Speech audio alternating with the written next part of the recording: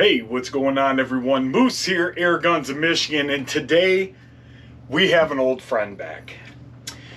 This is my 22 caliber Hatsan BullBoss, and it sits right above my desk. It hangs on the wall, literally right above my desk that I work at all the time. And I keep looking at it and I keep saying, you know, one of these days I'm gonna do the upgrades to this gun that I've always wanted to do to get it to where I want mine to be. So this is gonna be kind of a teaser video where I let you guys know a few different things that I'm gonna do to this gun.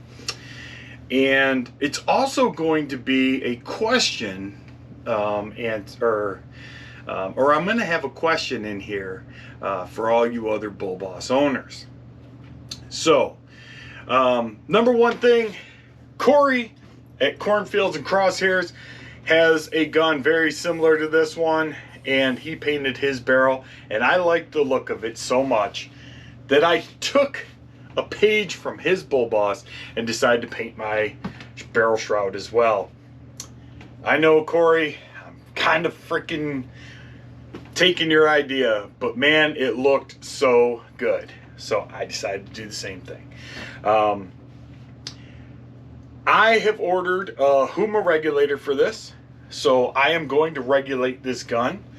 I want my 22 calibers flying. I shoot 18-1 grain or 18-1-3 grain JSBs or 15-8-9 Hades.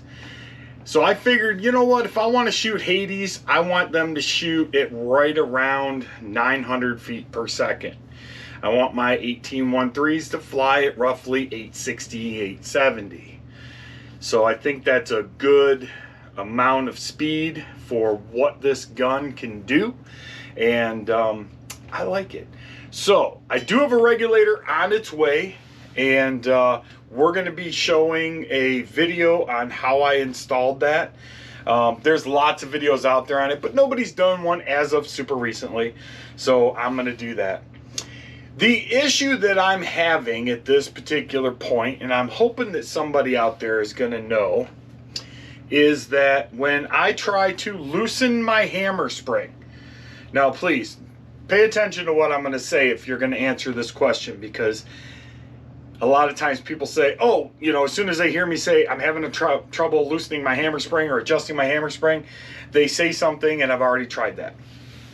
So in order to get to the stop mechanism in your hammer spring, I have to open my bolt, which gives me,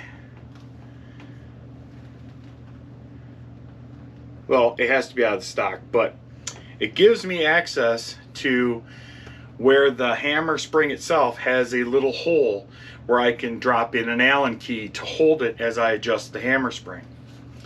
The issue, oh, I lied, it's right back here. I lied, it's right here. I don't have to take it out of stock. I put a wrench in there and hold it, and I put my 4mm Allen in the end, and it won't move. It won't move no matter, I mean, to the point where I feel like I'm about to shatter that Allen. Like, it will not budge right or left. It will not turn. So if anybody out there's had that same issue where they lock their hammer and cannot or can move that and have a fix for it, do me a favor, drop it down in the comments below. Other than that, for the time being, and the reason that I ask is because I'm sure that I could disassemble the entire gun and get inside of there and probably get it busted loose. But I'm just curious if anybody's been able to do it without tearing apart their Hatsan BullBoss. I am really super looking forward to getting this gun regulated. I did shoot a 10-shot group, and with 18.1s out of this, I've got velocities as high as 1,040. Nope, I lied. As high as 1,053 and as low as 1,021. with a standard deviation of 11.6 and a spread of 32. An 18-1 grain Diabolo pellet flying at over 1,000 feet per second is extremely unstable. It's a great gun at 25 yards, but once I get out to 50, it starts to obviously open up just because of its velocities. So I think that the regulator is totally going to make a huge difference in this gun. I'm certain of it. So I hope you guys, if you guys have a BullBoss and you guys are thinking about, you know, doing something a little bit different and thinking about regulating it, you'll follow along with this little bit of information that I'm about to pass on, and you know, maybe even regulate your own gun. The nice thing about this gun is it's very easy to do. The tube itself just unscrews, and you know, you drain the air and pull it out, or pull out your valve end, insert the regulator, put your valve back in. There's a little bit more to it, but like I said, we'll shoot a video on that when it comes time. But hopefully you guys are as excited as I am. Like I said, Corey at Cornfields and Crosshairs really kind of got me interested in my BullBoss again. You know, my trigger was really gritty. I ended up taking the trigger mechanism apart, and I polished it. I put some Molly lube on there, some dry Molly, and it's nice and smooth now. I have a, you know, definitely a little bit more of a first and second stage. It's very well adjusted. It works really well.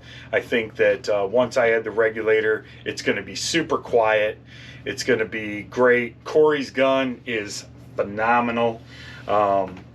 There's actually a video of his gun out on, I think it's Airgun Pesting, and you can check that out. But overall, I can't wait. I'm really looking forward to it. Can't wait to get the monster all dialed in and get this gun to where it's really putting down some good lead.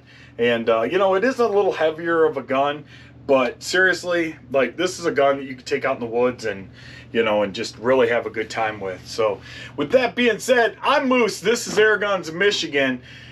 I appreciate you guys joining in. If you would, do me a favor, give this video a thumbs up. If you haven't already, hit that subscribe button, ring that bell. And until next time, be good to each other, and God bless you. Take care.